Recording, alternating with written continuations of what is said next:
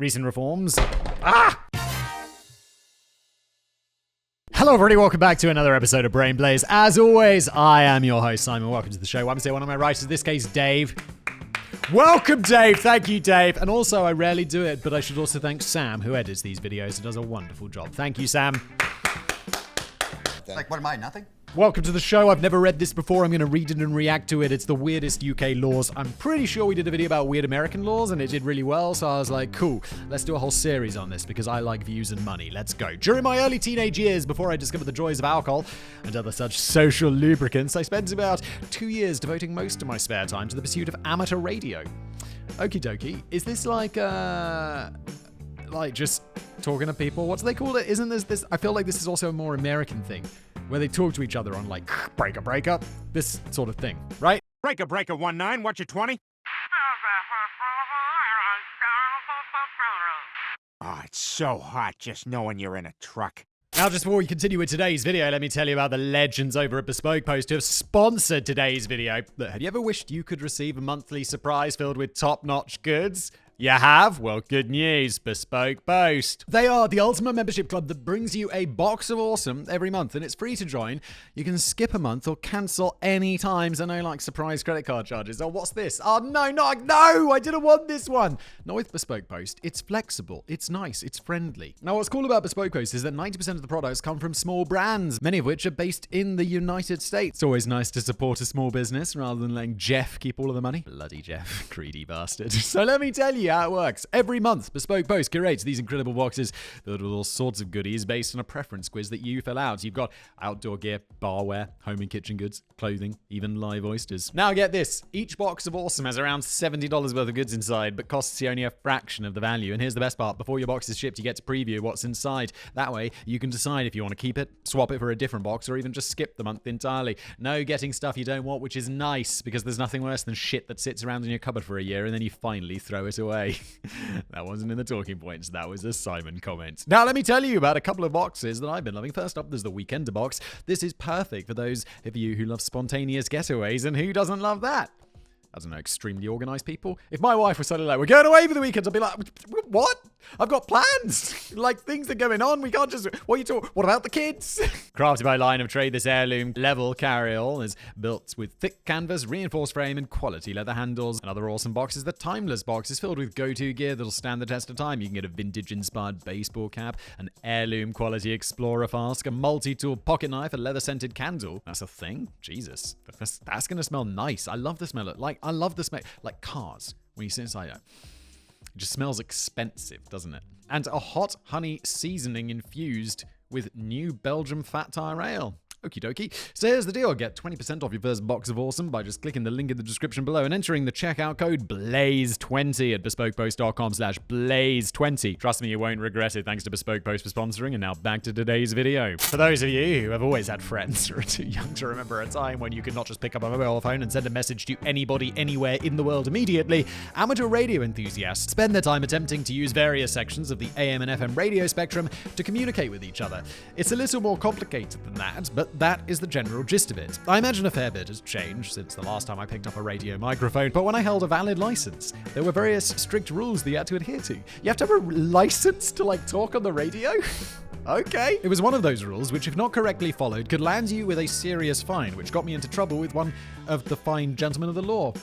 Okay, according to the terms of the license, it was illegal to provide any non-license holder with the means to transmit on any of the designated frequencies. This included, but was not limited to, handing over a personal radio if you happened to be out and about. Unfortunately for me, my handheld radio of choice just happened to be the one favored by those who enjoyed listening to police radio frequencies, as it could be modified to receive and broadcast on those channels. While spending the evening on top of Portsdown Hill, a location in Portsmouth where all the cool radio amateurs used to go and hang out, I was approached by a police constable who asked me if I would not mind handing over my radio so that he could inspect it. And I'm always like, all right, then you're under arrest, mate. You are not allowed to let me inspect that. Due to the fact that this radio had been modified in the way that I previously mentioned, I was reluctant to do so, and so I asked him for his amateur radio call sign. When he told me that he didn't have one, I was able to inform him that if I were to give it to him, I would be breaking the law. Breaking the law, breaking the law, breaking the law, breaking the law. Well done, Davey. Lawyer that. I did offer to remove the battery and hand it over, but this was deemed not acceptable. The whole situation could have turned rather nasty had the local licensing officer not been enjoying a burger on top of the hill. A fortuitous circumstance. This legend took the time out of his snack break to inform the policeman that I was, in fact, correct. So, after much grumbling, I was allowed to go about my business. Although I believe this particular loophole in the law was closed due to the introduction of various anti-terrorism acts, it does quite nicely demonstrate that even those who are employed to uphold the law don't necessarily know all of it. No, indeed, they often don't. The people who do are lawyers. And that's why you have lawyers. Due to the fact, otherwise it would just be like you get arrested and the same cop is like taking you to trial, he's doing the prosecution. No, different people have different jobs.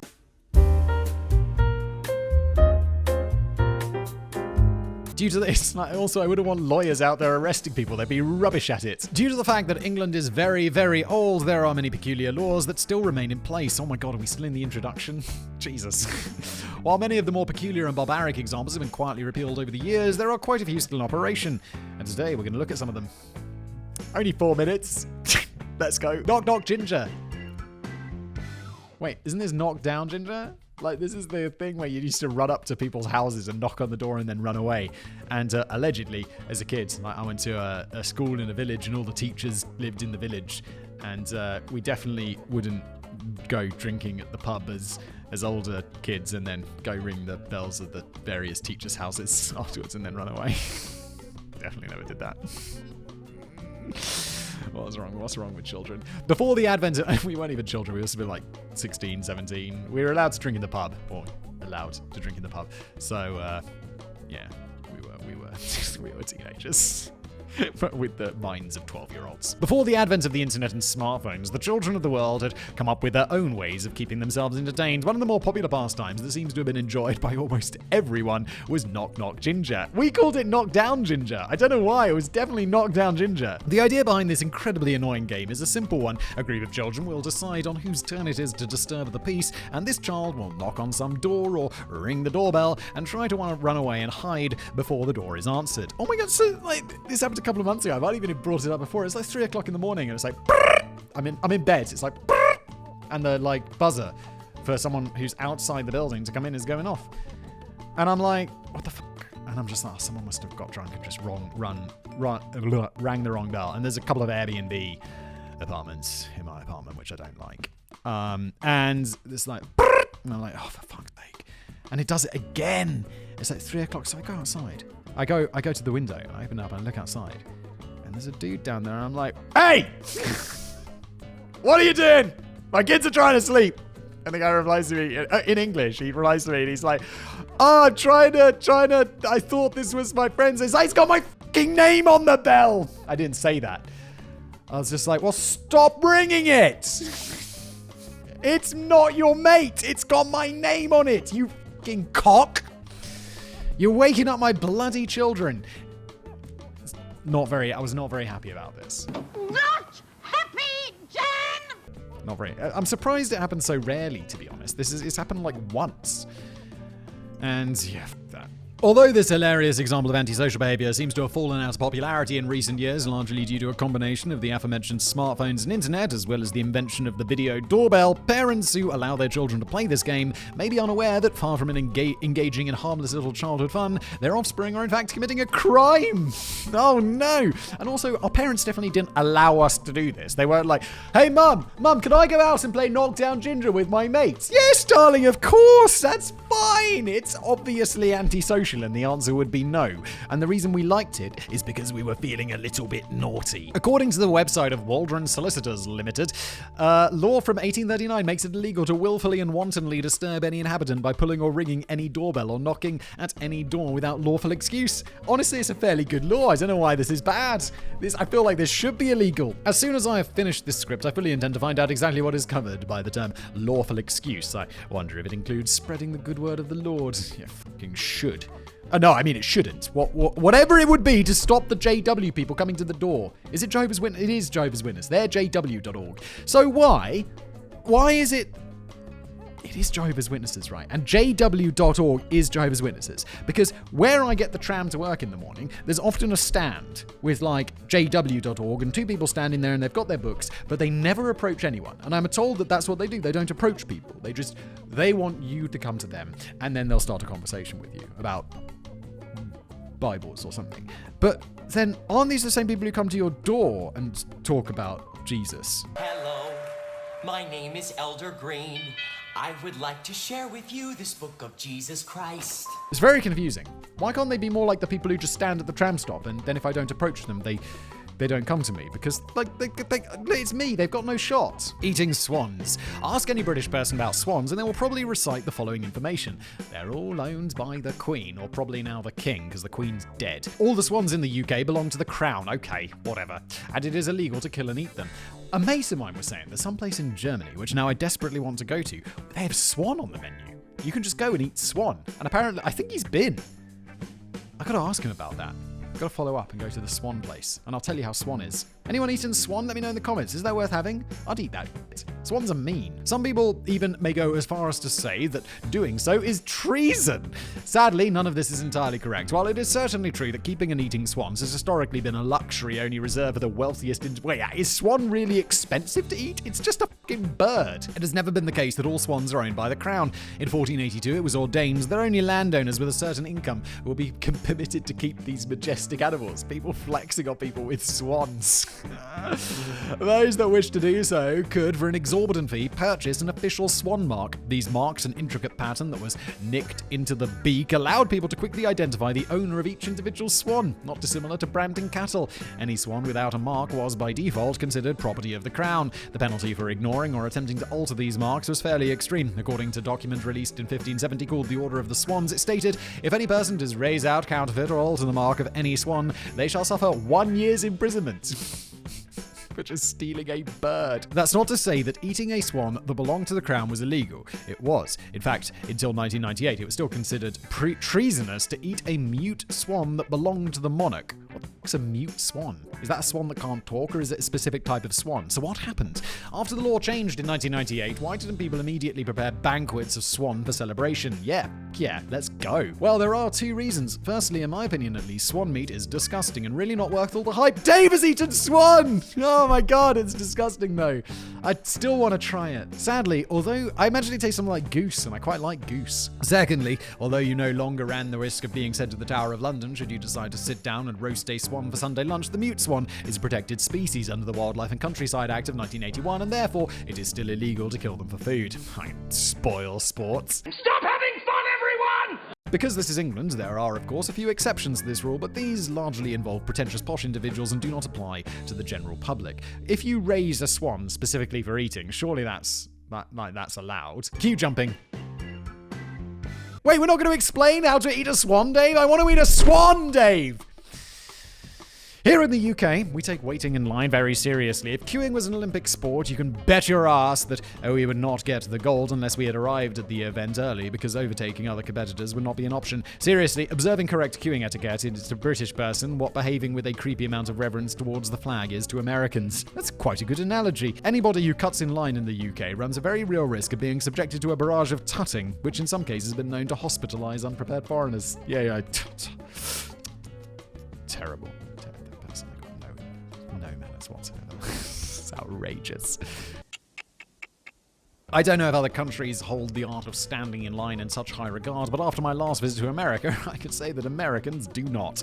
While queuing up for one ride or another in Disney World, a group of at least 20 locals forced their way through the queue to join a friend who had been saving a place for them. I thought the British man behind me was going to have a stroke. He was so angry that he went as far as to break another British law, which is no snitching. He left the line, went and told on them to Mickey, and had them sent right back to the end of the queue. Having done this, he also joined the back of the queue, presumably just to show them how it was done. It's like he left the queue. Ah, no! Bearing all of this in mind, it is perhaps not surprising to discover that in London tube stations at least, it is against the law to jump the queue.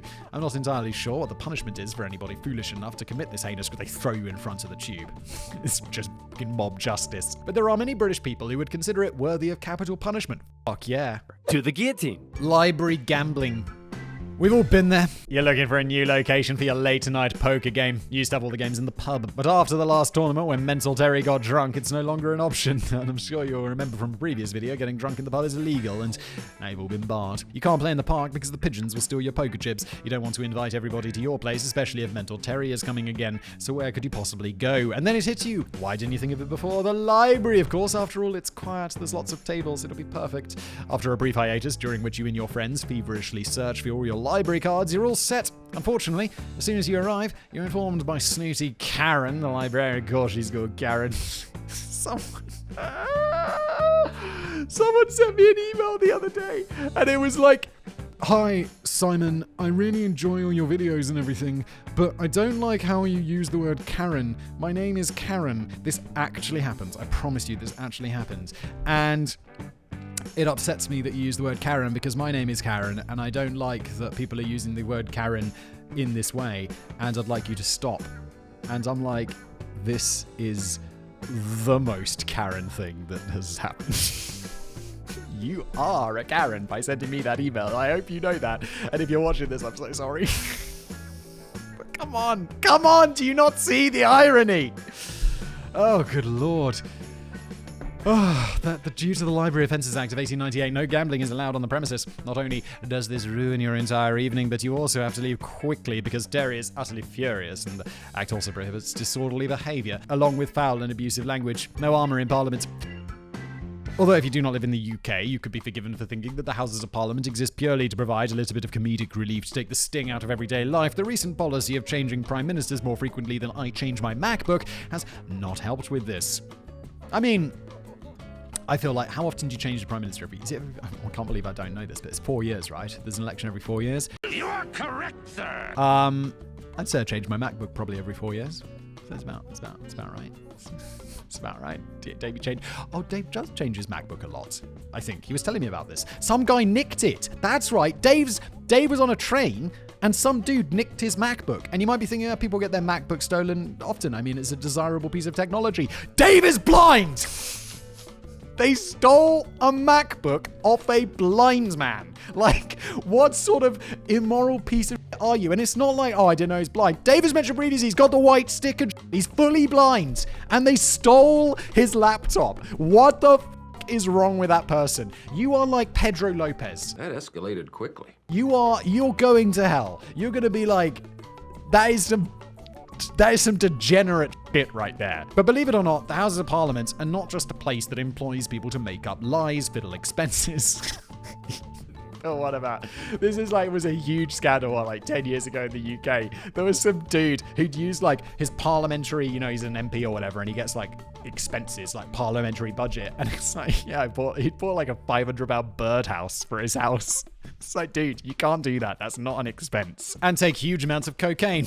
Hell yes. It's actually an ancient, well-respected institution, allegedly, and as such it is subject to several bizarre customs and laws. One of these laws, which still remains in place to this very day, was put in place by Edward II to stop the violence that had broken out between the two factions of Parliament, the pro-royalist Lancastrians and the anti-royalist Earl of Gloucester's party.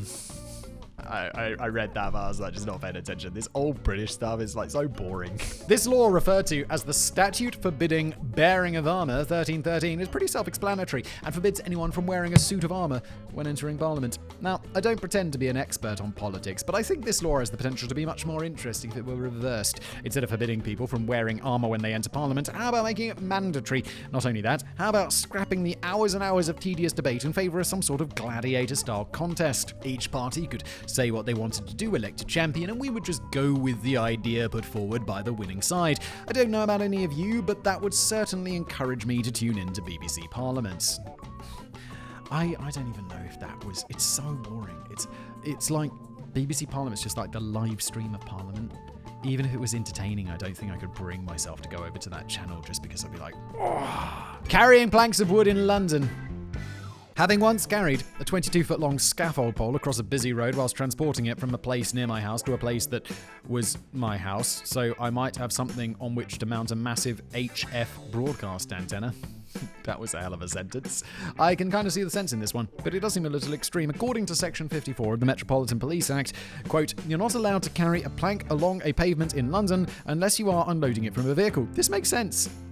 like a massive thing, but you're going to bash people and shit. The ban goes even further, and that also includes casks, tubs, hoops, wheels, ladders, poles, and placards. This is an old law, like he's carrying around barrels. Me flavored water, 15 cents. Come taste my knees. Although I was unable to find any examples of someone being prosecuted under this law in the last 10 years or so, I'm genuinely surprised the police have not seized upon the inclusion of placards. Given the number of protests in London that have been on the rise of late, it seems like an excellent excuse to arrest some protesters without resorting to physical violence or shooting their dog. Someone's dog got shot in a protest? Jesus. Carrying a knife. In a great example of the few ruining it for the many, UK knife laws would have pro-gun carrying Americans reaching for their pocket copies of the Constitution. Yeah, knife crime is like our gun crime, America. Like, people be stabbing each other. Police don't have bulletproof vests. They have stab vests. They're different. They don't stop bullets because apparently, is it right that bulletproof vests don't stop knives and knife vests don't stop bulletproof bullets? Something like that. But the police wear stab vests because they're more likely to get stabbed than shot. Love that. Broadly speaking, it is perfectly acceptable to walk the streets in possession of a Swiss Army knife or other such device, provided that it does not include a locking blade, and any blade that it does not exceed 3 inches, 7.6 centimeters in length, which is really small. It's not the size that counts, it's how you use it. So, any big knives you're not allowed to carry. Hold on a sec. A few moments later. I thought I had it here. I have a knife that's illegal in the UK. It's like a flick knife. You're like, and it flicks out, and it's bloody scary. I found this, though. Couldn't carry that around. That's definitely more than 3 inches. Just have this. This was a sponsor, I think. That was a little bit painful. Other knives may be carried in public, provided that you have a solid reason for doing so. According to the UK government website, such reasons include, and are absolutely limited to, taking knives you use at work to and from work, taking knives to a gallery or a museum to be exhibited. The knife is going to be used for theatre, film, television, or historical reenactment or religious purposes. Yes. I was filming a YouTube video with my knife, and that's why I was carrying it around. Or religious purposes, e.g. the kirpan some Sikhs carry. Although, as previously stated, it's generally acceptable to carry a pocket knife, there are more and more areas in the UK that are becoming knife-free zones. In these zones, it's not permitted to carry anything sharper than a set of keys, and anybody caught doing so is eligible for a serious fine or even jail time. Oh my god. Can you imagine that? You're just carrying, like, I used to have this, it was so cool, it was like a credit card size thing. It was like a Swiss Army card or whatever, and it had like a bottle opener and a little knife in there. It'd be like, that's how I end up in prison. Recent reforms. That scared the shit out of me. You gotta really dig these in properly. That's better. There's a big hole in my desk now.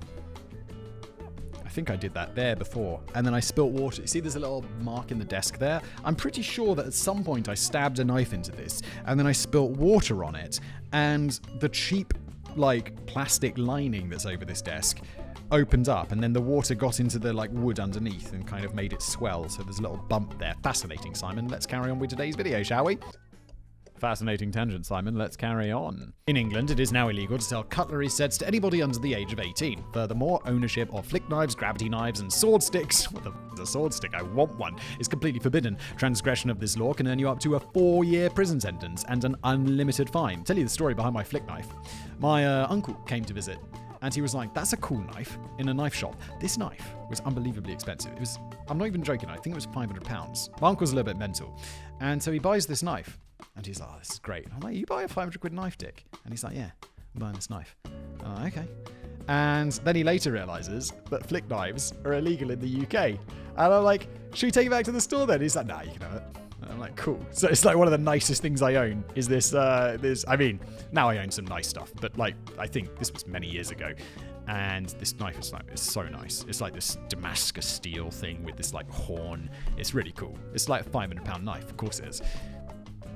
Let's carry on. There are a few exceptions to this law. For example, apart from flick knives, knives that are over 100 years old are okay. I'm not sure why this is. Perhaps the government thinks something that old couldn't possibly be technologically advanced enough to kill someone. And this brings us to the end of today's video. Before we go, I'd just like to make a sort of preemptive apology. While I've done my best to ensure that all the laws I mentioned today are still current, people's propensity to make up random stuff and then post it all over the internet has made this one quite difficult. One example, an alleged law meaning that it is illegal to linger by the graveside after a funeral, came up several times in reputable reports. It was not until I had finished writing about it that I discovered that the whole thing had been made up. An old man was forced to pay a fine which had been issued by the council to funeral directors that had nothing to do with the fact that he had taken a few minutes to say goodbye to his wife. I suppose I could have run all of these laws by the local policeman before submitting the script, but as the story in my introduction indicates, you can't even trust the police to know the full extent of the law. And thank you for watching. Wait, we're not going to explain how to eat a swan, Dave? I want to eat a swan, Dave!